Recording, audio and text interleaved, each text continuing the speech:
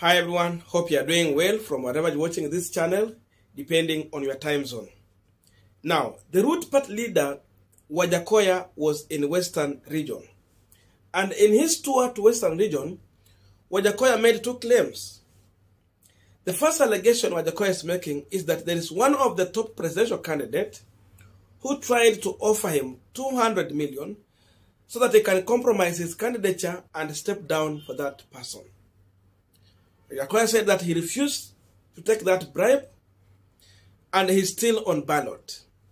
Secondly, Wajackoyah made a second claim that we have some lawyers who get to Sugoi, then they are given some money, and when they come back, they tell our lawyer people that we are in Kenya Kwanza. Yet from same Sugoi, we have some people who just finished their class 8, wakienda Nairobi, wanapewa a commission, and out of that position, they make huge money to come and bribe the lawyers. I wanted to listen to Wajackoyah shortly. After that, we are going to continue with this conversation. In some areas, he has spoken Luya, and I'm going to do a translation for you. Listen to him shortly.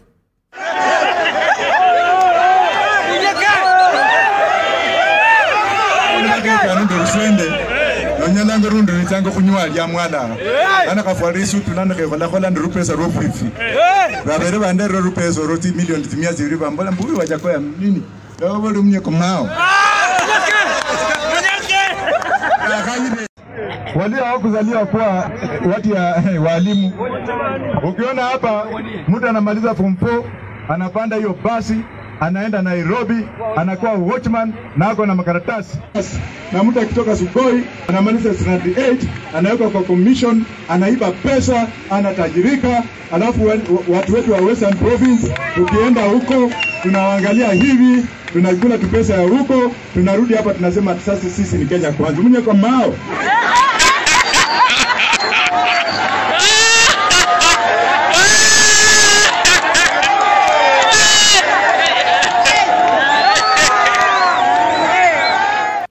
Now, on this panel today, we want to understand why did Wajackoyah decided to go to Western region and make the claims of bribery. And secondly, who are the people panicking by the entry of Wajackoyah in this presidential race. But before we go deep into that, just a quick request. You might be watching this channel, but you're not yet subscribed. So my humble request, please consider subscribing so that another time, once we release a video like this one, you will always get notified. Again, to all our channel subscribers and anyone who drop comment, I must say thank you so much for your unconditional support. Again, I'm requesting you to give this video a thumbs up so that YouTube can recommend our videos to more viewers. Back to our discussion. Now, for those who don't understand the Luya dialect, this is what Wajackoyah is saying. Unapata tu wengine tumevaa suti, tunajifanya na pesa ya wizi, tukienda kulewa huko ngambo. Walikuwa wameniletea hiyo pesa ya wizi milioni 200 to compromise me. Na nikakataa nikawatusi. Wakati Wajackoyah anasema mao, mao is an abuse in Luya dialect in the name of your mother. Mtu kama kutusi mama yako. So that is what he's telling the people there. Now, it is emerging clear, hiyo wengine alisema kwa Kiswahili nadhani mmeelewa. It is emerging clear, you don't need to guess.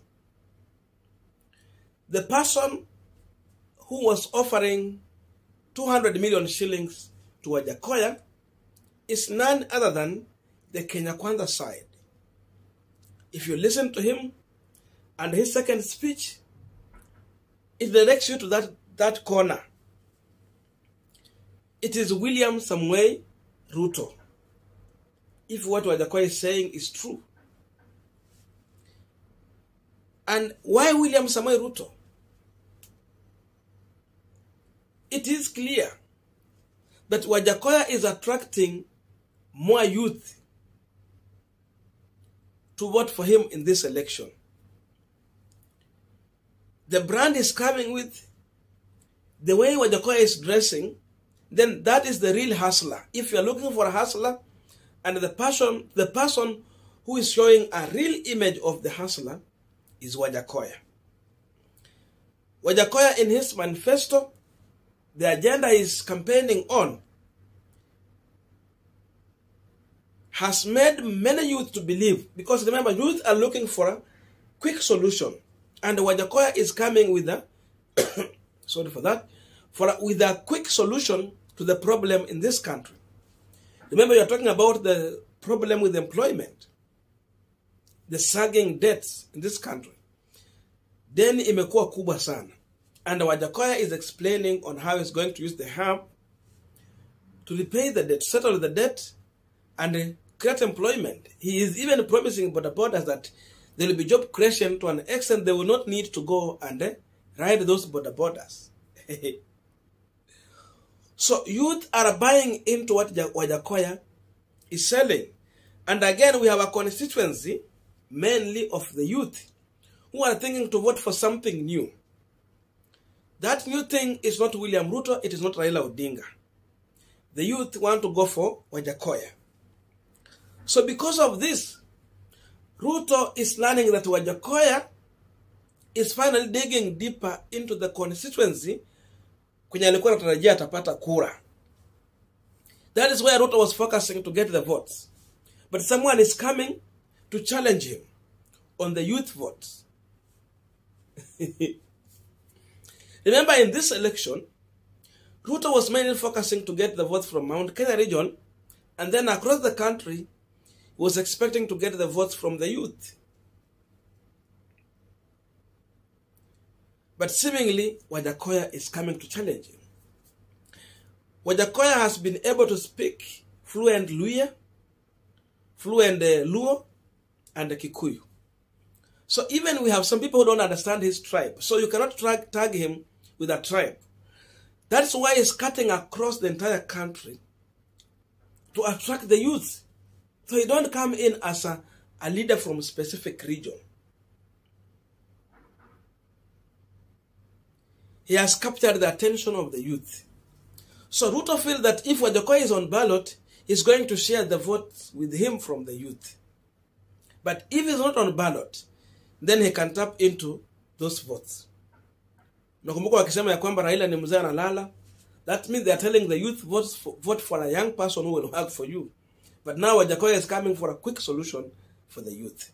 So it leaves no one with doubt that Ruto is offering money because he is feeling that Wajackoyah is a threat to him. Now, Wajackoyah is not only a threat to William Samoei Ruto. There is something Wajackoyah mentioned, that someone from Sugoi finished class 8, anaenda anapewa kazi, anafanya.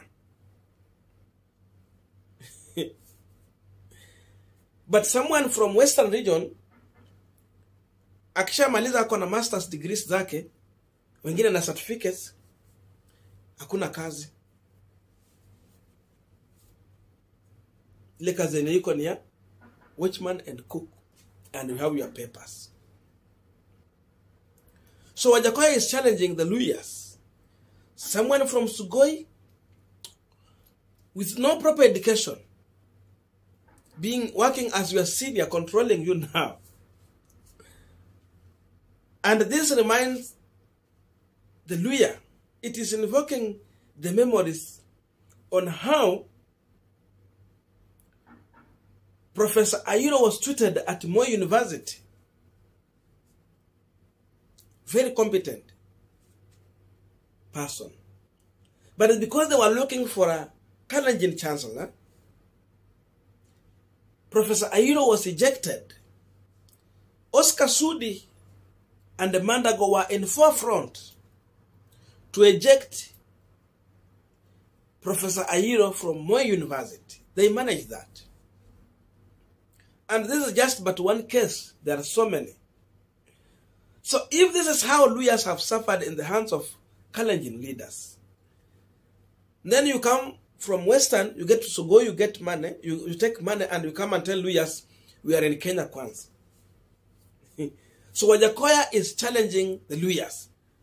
And that's why he decided to go down and speak the vernacular language there so that they can understand him better and they can see him as one of their own. Remember, Wajackoyah ni Mluya kwa wale ambao wajui. Toka hapa Mumias. So, this is a threat to Musalia Mudavadi. You are taking us in a direction where some of our people have suffered in these people's hands. That's a reminder he's doing.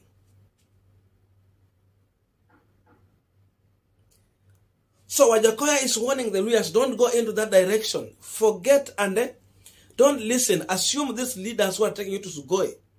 The reason is they have been given money. So it's after their stomach and not the well-being of the Luya community.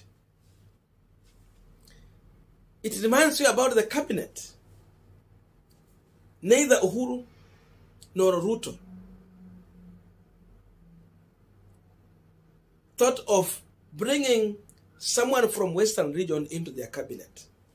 Eugene Wamalwa anatoka Trans Nzoia. Trans Nzoia is in Rift Valley, not Western. So don't mention Eugene Wamalwa hapa. So therefore, Ruto should not come to Western to tell you that he's going to work with you and share the government with you.